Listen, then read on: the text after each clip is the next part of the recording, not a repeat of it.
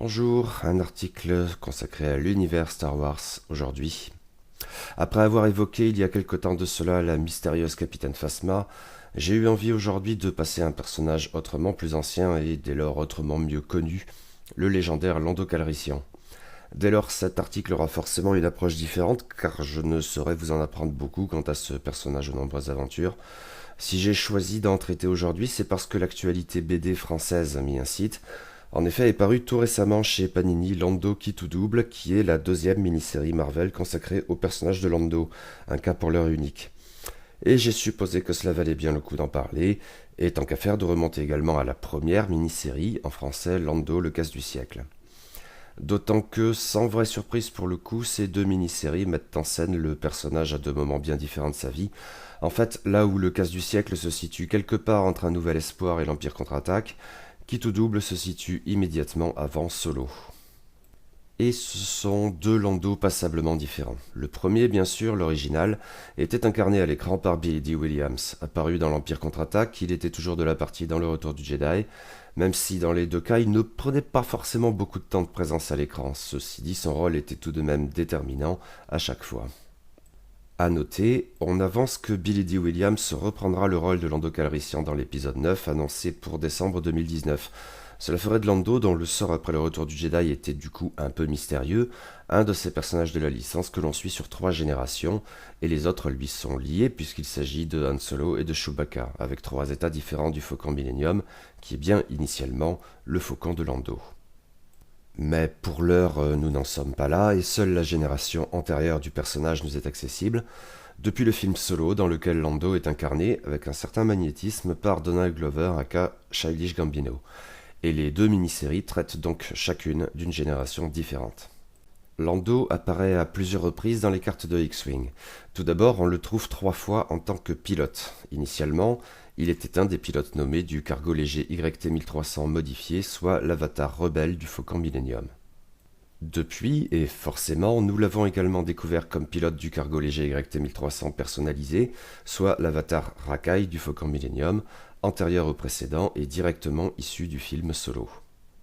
Mais le concernant, il faut aussi mentionner que Lando Calrissian peut être également le pilote d'un vaisseau de secours, la différence matérielle essentielle entre les 3 états du Faucon Millennium.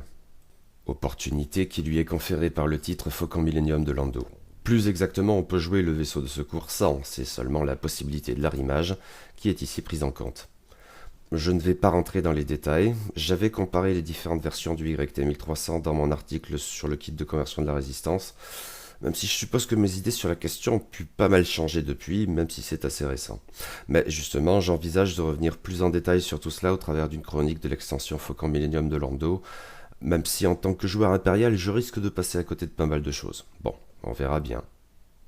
Nous n'en avons de toute façon pas fini avec Lando Calrissian dans les cartes de X-Wing, puisqu'il faut prendre en compte qu'il est également disponible en tant qu'équipage pour les factions de l'Alliance Rebelle et des Rakai et Scélera, là encore fonction de 2 générations différentes. Ce qui me paraît intéressant ici, c'est que ces 2 cartes expriment toutes deux l'idée d'un Lando joueur, plus précisément un champion du Sabak, le jeu de cartes le plus populaire de l'univers Star Wars. En fait, le concept même du jeu de Sabak a été initialement développé dans un roman de l'univers légende, justement consacré à Lando Calrissian, et l'association du personnage et de ce jeu n'a fait que progresser depuis, ce dont le film Solo témoigne plus que jamais.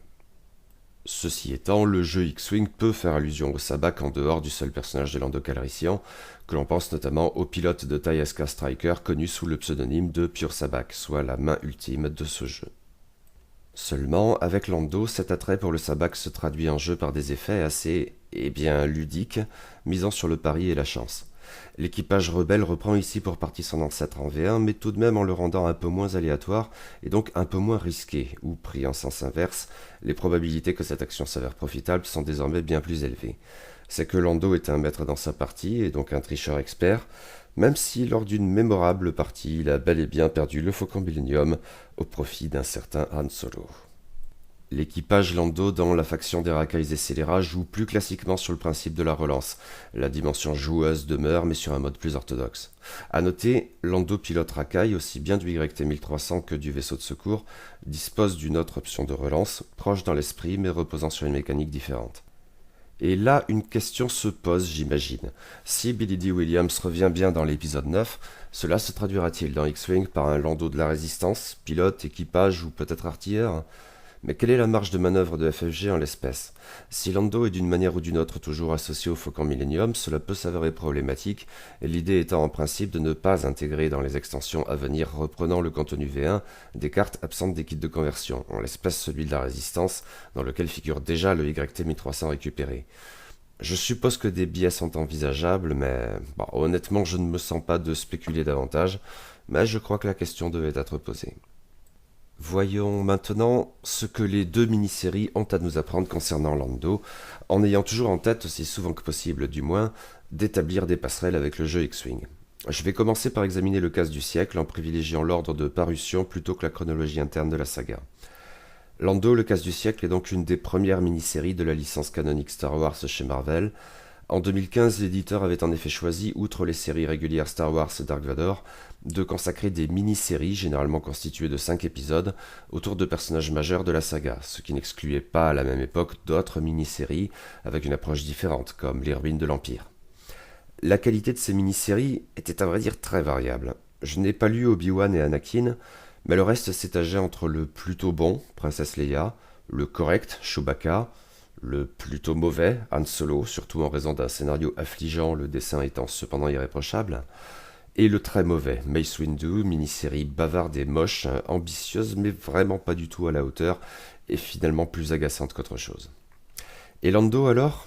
Eh bien très franchement je crois que c'est la meilleure de ces mini-séries, et probablement d'assez loin. Déjà parce que le dessin d'Alex Maleev a une vraie personnalité, qui fait trop souvent défaut au travail de ses collègues sur la licence Star Wars, même s'il y a bien sûr quelques exceptions. Le dessinateur a d'ailleurs réalisé lui-même les couvertures de la mini-série, ce qui n'est plus si commun, et le résultat est de toute beauté, avec une exception, hélas celle qui a été retenue pour orner ce volume français. Oui, c'est clairement et de loin la moins belle, et la seule très BD, les autres évoquent plutôt des peintures. Mais si le dessin d'Alex Maleev brille, le scénario de Charles Soule se montre aussi plutôt convaincant. Il tente des trucs, soigne l'ambiance, et trompe peut-être un peu les attentes du lecteur avec habileté et pertinence, quand son récit de casse du siècle invoquant tant de films à la Ocean's Eleven se mue en un huis clos horrifique, empruntant pas mal à Alien voire à The Thing, non sans un certain humour pince sans rire, qui s'intègre étonnamment bien dans tout ça, de même qu'une dose de mélodrame plutôt bien gérée. Enfin, la mini-série Lando regorge d'informations sur l'univers Star Wars, et les enjeux de cette aventure s'avèrent bien vite autrement conséquents que ce que l'on est supposé croire initialement. Et du coup, oui, les gens, à partir de maintenant, je vais pas mal spoiler les deux mini-séries, alors attention, hein. Si cette BD approfondit bien la psychologie de Lando, son goût du bluff notamment, illustré ici par son rapport aux blasters qui sont à l'en croire réservés aux minables, gens sans imagination, elle met en scène d'autres personnages tout à fait intéressants. Si certains ne réapparaîtront probablement plus jamais dans des BD, des romans, etc. de l'univers Star Wars, il y a tout de même quelques exceptions. Deux sur lesquelles je reviendrai plus loin portent sur des personnages créés initialement pour cette mini-série, mais le casse du siècle accorde aussi une grande importance à un mystérieux personnage que nous avons occasionnellement croisé depuis fort longtemps, à savoir Lobot. En fait, la BD explique, pour le coup, un des éléments les plus mystérieux du personnage, pourquoi il ne parle pas. Lobot, donc, nous le voyons à peine dans les films, seulement dans l'Empire contre-attaque en fait, et encore à la toute fin du métrage, où il est intimement associé à Lando Calrissian, alors que ce dernier officie en tant qu'administrateur de la Cité des Nuages sur Bespin. Au passage, l'acteur John Hollis, qui l'incarne, est mort en 2005. Et donc, le personnage ne parle jamais. Il attire pourtant l'attention avec son apparence étrange, ses implants qui lui sont soudés au crâne comme une sorte de casque audio. Depuis l'Empire contre-attaque, Lobot est occasionnellement réapparu dans des romans, des BD, etc.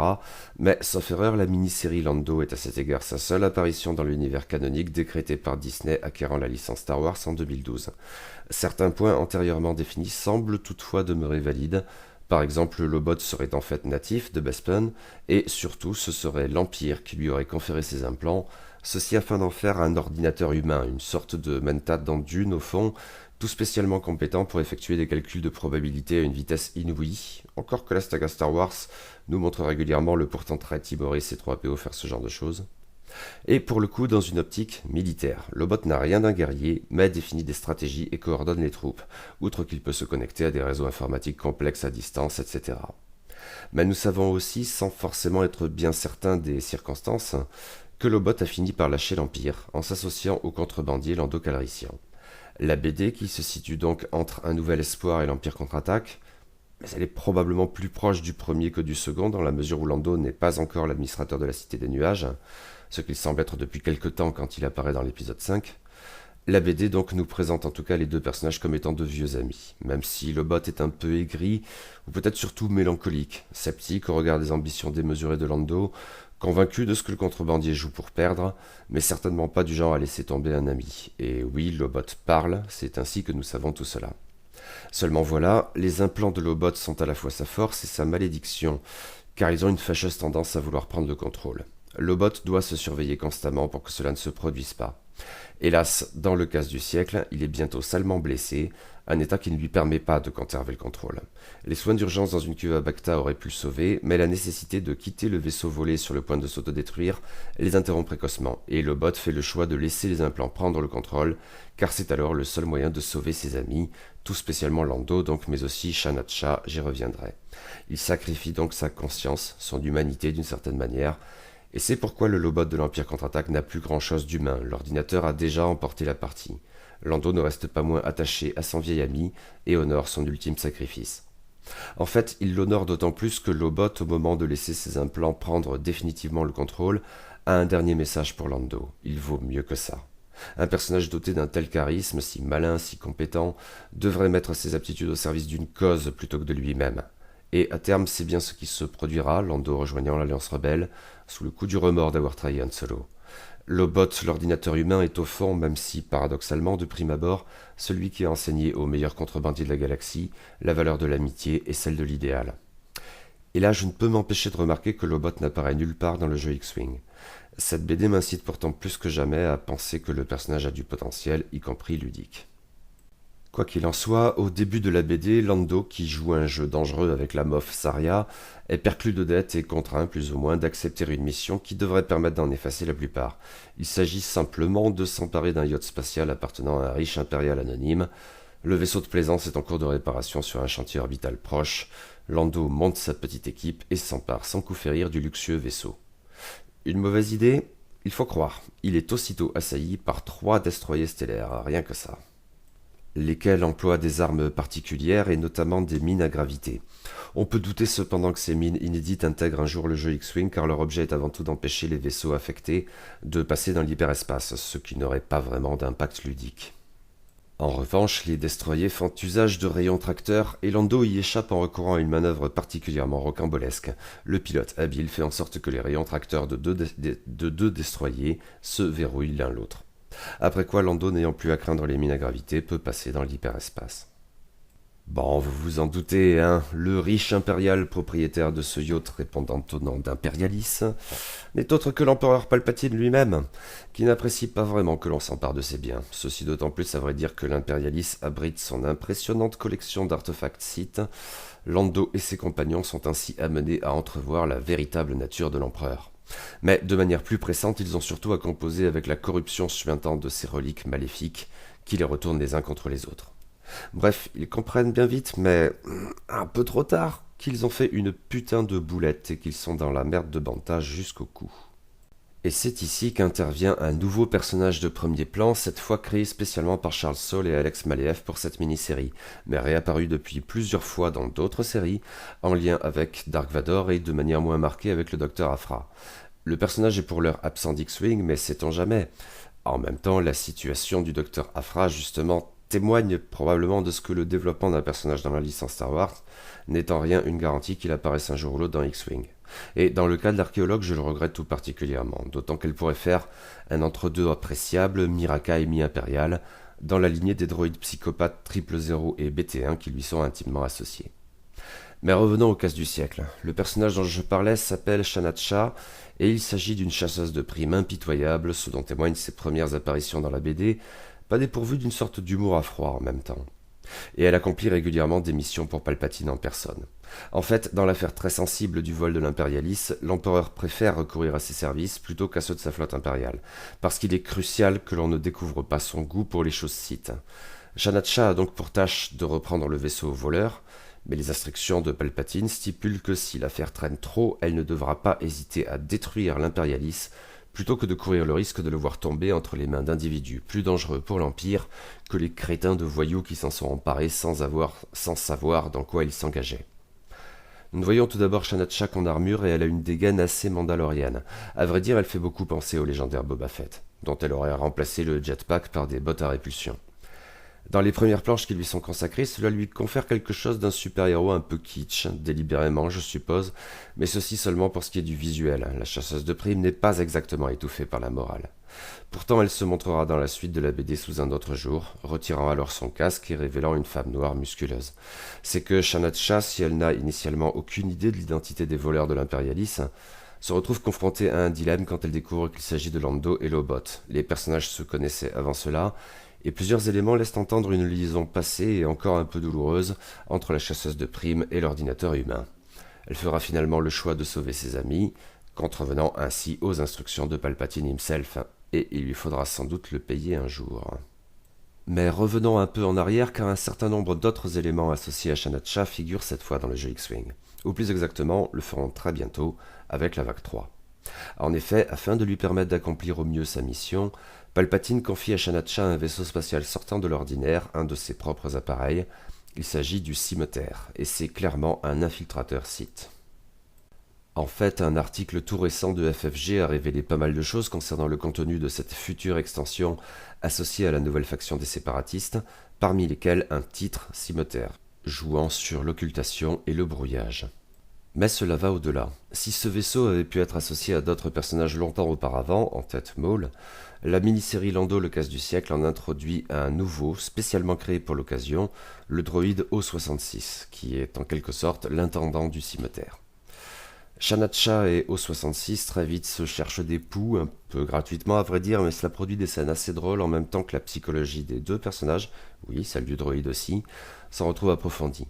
O66 est futé et en fin de compte c'est d'une certaine manière lui qui l'emporte dans cette rivalité de collégiens. En tout cas à la fin de la BD il se barre avec le Cimeterre laissant Shanat Shah pour morte dans l'impérialisme sur le point de s'autodétruire. Or l'article mentionné précédemment en a déjà fait état. O66 sera un des pilotes nommés de l'infiltrateur Sith, le seul à être un droïde. En fait, je suppose que la carte illustre précisément O66 s'éloignant de l'impérialisme en train d'exploser. Rapidement, j'aimerais faire une dernière remarque, peut-être un peu plus problématique. En effet, le choix du Cimeterre pour effectuer cette mission n'a rien d'innocent de la part de Palpatine. Ce vaisseau est à même de traquer l'impérialisme à travers l'hyperespace car il peut identifier la signature du yacht spatial. Et je me demande si c'est bien cohérent, dans la mesure où, dans les derniers Jedi, on semble mettre l'accent sur le fait qu'il est théoriquement impossible de pister ainsi un vaisseau. Pour le coup, que le Premier Ordre en soit capable semble témoigner d'une avancée technologique capitale qui se traduit dans le jeu par la technologie spécifique au Premier Ordre appelée données de pistage hyperspatial. Or, l'action du casse du siècle prend place bien 20 ou 30 ans avant les derniers Jedi. Mais c'est peut-être moi qui interprète mal tout cela et pinaille quand cela n'en vaut pas vraiment la peine. Mais Lando, depuis, a donc fait l'objet d'une deuxième mini-série, cas sauf erreur unique pour l'heure, mais peut-être pas si surprenant, c'est une conséquence somme toute logique de la sortie du film Solo, dans lequel le personnage incarné par Donald Glover vole plus qu'à son tour la vedette à celui incarné par Alden Ehrenreich, une question de charisme. Le personnage de Lando est à vrai dire un des principaux atouts de ce film que j'ai trouvé bien plus sympathique qu'on ne me le disait. Ce jeune homme arrogant, narcissique, horriblement imbu de lui-même, s'avère délicieusement horripilant. Quoi qu'il en soit, la deuxième mini-série consacrée à Lando s'intitule Qui tout double, Double or Nothing en VO. Ces 5 épisodes sont parus aux États-Unis en 2018 et la BD a été presque aussitôt traduite pour une parution française en volume en ce mois de février 2019. L'équipe aux manettes est différente de la première mini-série. Le scénario est cette fois le fait de Rodney Barnes et le dessin de l'italien Paolo Villanelli. C'est une mini-série plutôt honnête, je suppose, voire un peu plus que cela. Elle bénéficie d'un rythme enlevé et de réparties savoureuses, tout spécialement bien sûr quand il s'agit de montrer Lando et la droïde L337 se crêper le chignon. Comme dans le film, quoi. En fait, c'est le souci de cette mini-série en ce qui me concerne, elle est un peu redondante avec Solo. Il lui manque donc la personnalité plus affirmée du casse du siècle. En outre, l'histoire à proprement parler est un peu plate. Nous sommes immédiatement avant Solo et nous y voyons Lando faire son office de contrebandier pour des rebelles, entre guillemets, ceci sur une planète du nom de Kulgrun où la population a été réduite en esclavage par les impériaux et dont une des principales activités est la mise au rebut de droïdes défectueux, ce qui forcément affecte directement la militante L337. Lando, comme de juste, s'y montre un tout petit peu moins égoïste qu'il ne le prétend, un tout petit peu. Cette mission, quoi qu'il prétende, anticipant sur sa future adhésion à l'Alliance rebelle, une bonne vingtaine d'années plus tard tout de même. Et on trouve ça et là quelques autres allusions à son avenir, ainsi quand il balance, un peu gratuitement, qu'il n'a certainement pas l'ambition de devenir un jour le chef d'une colonie. Ça fonctionne plutôt bien, oui, mais voilà, c'est un peu redondant. Et du coup, la lecture de cette mini-série nous en apprend beaucoup moins sur l'univers Star Wars que le casse du siècle. Elle manque de véritables apports originels. Aussi n'ai-je pas forcément grand-chose à en dire dans le cadre de cet article, beaucoup moins en tout cas que pour le casse du siècle. Lando mis à part, un seul personnage a vraiment de la présence, et c'est donc la droïde L337. Comme dans le film, la relation ambiguë entre les deux personnages passe par quantité d'échanges savoureux, chacun rivalisant d'esprit et de sarcasmes acérés. Le personnage est chouette, mais le problème est donc qu'à cet égard la mini-série n'apporte finalement rien au film. Bien sûr, depuis la sortie de l'extension Faucon Millennium de Lando, L337 a intégré le jeu X-Wing. Comme le Lando Rakai, la droïde peut aussi bien piloter le cargo léger YT-1300 personnalisé que son vaisseau de secours. Et de même que pour Lando, sa capacité de pilote demeure la même quel que soit le vaisseau qu'elle pilote. L337 apparaît également en tant qu'équipage, mais avec un fonctionnement particulier. C'est une carte dual unique en son genre car elle change de catégorie d'amélioration quand on la retourne. En effet, l'équipage L337, une fois retourné, devient définitivement une configuration intitulée Programmation par L337, un mécanisme qui, pour le coup, renvoie directement au film Solo et c'est plutôt bien pensé. L'effet de la programmation, sans être identique, est dans le même esprit que la capacité de L337 en tant que pilote. Mais là encore, pour tout cela, je ne vais pas m'étendre davantage ici. Je laisse tout cela pour une future chronique de l'extension Faucon Millennium de Lando. Je n'ai pas grand-chose de plus à dire, mais il y a tout de même un point qui me paraît important. On croise en effet régulièrement dans la BD un vaisseau lui aussi apparu dans le film Solo, mais qui n'a pas encore intégré le jeu X-Wing. Il s'agit du TIE Brute ou chasseur lourd TIE RB. Ce vaisseau a assurément la dégaine d'un TIE conçu par Sienar, mais il se distingue de ses camarades plus connus par une sorte de petite nacelle, mais rien à voir avec celle d'un bombardier TIE SA ou d'un TIE CA Punisher, qui est équipé de puissants canons laser, et j'ai l'impression qu'il s'agit en fait d'une tourelle. Est-on en droit d'espérer que ce vaisseau intègre un de ces jours la faction de l'Empire Galactique dans X-Wing ? Je suppose que c'est relativement probable, ou en tout cas possible. Après tout, après Rogue One, aussi bien le TIE SK Striker que le TIE Reaper ont été développés pour X-Wing. Rien de certain cela dit. Mais j'apprécierais. Pour l'heure des trois factions originelles du jeu, seuls les Rakais et Scélera ont bénéficié de vaisseaux inédits en V2. Trois en fait, le YT-1300 personnalisé, le vaisseau de secours qui va avec et le taille de la guilde minière. Apporter un peu de sang neuf, enfin de tôle neuve, aux factions de l'Alliance rebelle ou ici de l'Empire galactique serait tout de même très bienvenu, oui. Un autre vaisseau figurant dans Lando qui tout double m'intrigue un peu, mais je suis pour le coup beaucoup moins sûr de moi. En effet, apparaît dans la BD une navette impériale qui, vue de loin, ressemble énormément à la navette T4A de classe lambda. J'ai l'impression que l'habitacle est beaucoup plus gros que ce que l'on voit d'habitude, y compris sur la figurine comme de juste. Pourrait-il alors s'agir d'une autre navette impériale, par exemple une navette de classe Sentinelle ? Je n'en suis vraiment pas certain. En fait, je tends plutôt à croire qu'il s'agit bel et bien d'une lambda et qu'il ne faut pas accorder trop d'importance à la taille conséquente de l'habitacle dans le dessin de Paolo Villanelli. Je n'évoque donc cette hypothèse que pour mémoire, en fait parce que ce serait alors un autre exemple de vaisseau impérial ne figurant pas dans le jeu X-Wing et pouvant pourtant s'accommoder de son format tactique. Et voilà pour aujourd'hui. Les développements qui précèdent sortent largement de ma zone de confort, Lando et ses camarades étant associés aux factions d'Alliance Rebelle et des Rakais et Scélera, en attendant ou pas la résistance, quand je suis essentiellement un joueur impérial. Une chronique future du Faucon Millennium de Lando pourrait permettre de peser davantage ce que tout cela vaut en jeu, mais j'ai bien conscience de ne pas être le mieux à même de me livrer à ce genre d'analyse. J'ai envie de tenter le coup, cela dit. Bon, on verra bien. En attendant, Lando demeure un personnage que j'apprécie dans l'univers Star Wars, et j'ai notamment apprécié sa redéfinition dans le film Solo. Mais si Qui tout double n'y apporte pas forcément grand-chose de plus, le casse du siècle regorge d'idées et d'informations sur l'univers Star Wars, et j'ai tout particulièrement apprécié la place qui occupe Lobot, ensuite seulement viennent Shanacha et O66. Et je vais guetter les prochaines publications chez Panini, voir si cela justifie d'autres articles de ce type.